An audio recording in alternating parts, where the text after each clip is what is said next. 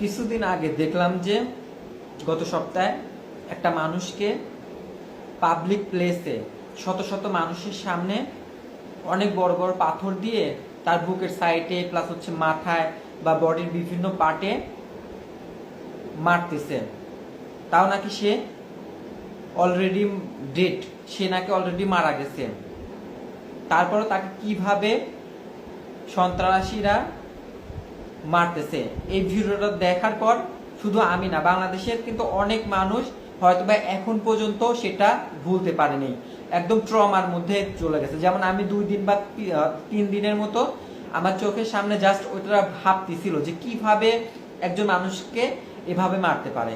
এবং তার বাচ্চা অনেক জায়গায় দেখলাম যে ইন্টারভিউ দিচ্ছে যে সে নাকি হচ্ছে বিজনেসম্যান ছিল, তার সাথে নাকি অল টাইম মানুষ থাকতো। যেমন আমি নিজে পার্সোনালি ভাবে হচ্ছে একটা বিজনেসের সাথে জড়িত আছি। আমার থেকে চাঁদা চাইলেও হয়তো বা আমি যদি না স্বীকার করি, আমি দিব না, সে হয়তো বা আমাকেও এইভাবে মেরে ফেলতে পারে। বাংলাদেশে কোনো জায়গায় আমরা সেফ না। যেমন কালকে প্লেনটা কিভাবে স্কুলের মধ্যে ঢুকে গেল, প্লাস হচ্ছে সেখানে অনেক আগুন ধরে গেল এবং কি অনেক অনেক স্টুডেন্ট মারা গেল। যখন এই ভিডিওটা সামনে আসতেছিল, অনেক অনেক বাচ্চা ছেলেদের, আমাদের মতোই হচ্ছে অনেক ছেলেদের বয়স, যাদের শরীরটা পুরো একদম ঝলসে গেছে। এগুলো দেখার পর কোনোভাবেই একটা কাজ করতে পারতেছিলাম না কারো থেকে।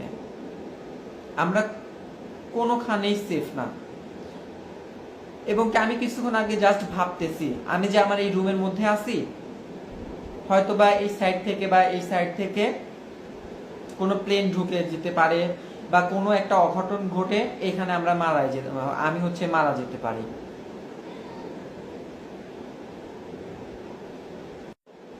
আমার একটাই দাবি, বাংলাদেশে যাতে আমরা সুন্দরভাবে জীবনযাপন করতে পারি। এটা যেমন আমার ঘর মনে হচ্ছে, এটা যেমন আমার সেফ জায়গা, পুরো বাংলাদেশে যাতে আমার কাছে মনে হয় যে সেফ।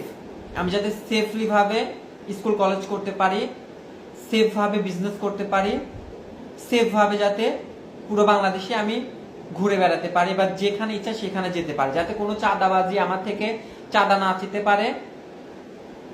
কোনো জায়গায় গিয়ে যাতে আমার এরকম যাতে ভয় না হয় যে এখানে আমি সেফলি ভাবে নেই, হয়তো বা আমার উপরে কোনো কিছু ভেঙে পড়তে পারে বা আমার উপরে কোনো একটা অঘটন ঘটতে পারে।